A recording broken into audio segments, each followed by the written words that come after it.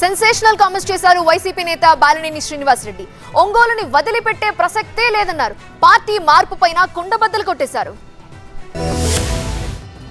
ఒంగోలులో వైసీపీ నేత బాలినేనికి grand welcome లభించింది. ఎన్నికల ఓటమి తర్వాత తొలిసారి ఒంగోలుకు వచ్చిన ఆయనకు పార్టీ శ్రేణులు అభిమానులు ఘనస్వాగతం పలికారు. ఒంగోలుకి ఎంటర్ అవడంతోనే అధికార పార్టీ నేతలపై నిప్పులు చెరిగారు బాలినేని. తన అభిమానుల జోలికొస్తే ఊరుకునే ప్రసక్తే లేదన్నారు. కావాలని తనపై అవినీతి బురద జల్లుతున్నారని, అలాంటి వారికి ఇక నుంచి సినిమా చూపిస్తానన్నారు. ఒంగోలును ఎట్టి పరిస్థితుల్లోనూ వదిలిపెట్టేదే లేదన్నారు. వాస్తవానికి ఎందుకులే మనకి ఈ రాజకీయాలు ఇంకా వద్దు అనుకునే పరిస్థితిలో మీరే నన్ను మళ్ళా తీసుకొచ్చారు రాజకీయాలకి.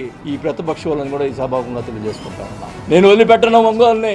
ఎక్కడ అవినీతి జరిగినా ప్రజాస్వామ్యయుతంగా పోరాటం చేస్తానని అన్నారు. నేను 25 సంవత్సరాలు ఉన్నాను ఈ రాజకీయంలో ఎమ్మెల్యేగా. ఒంగోలు కాన్స్టిట్యున్సీలో ఎవరినైనా ఒక అపార్ట్మెంట్ కానీ ఒక లేఅవుట్ కానీ ఎవడేస్తున్నాడు కానీ నేను ఎవరినైనా అడిగానని చెప్పమనండి.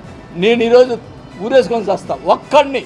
తాను పార్టీ మారేందుకు రంగం సిద్ధం చేసుకుంటున్నట్లు వస్తున్న వార్తలను బాలినేని ఖండించారు. తాను జనసేనలో చేరుతున్నానని దుష్ప్రచారం చేస్తున్నారని మండిపడ్డారు. మొత్తానికి ఒంగోలుకి వచ్చి రావడంతోనే సెన్సేషనల్ కామెంట్స్ చేశారు బాలినేని.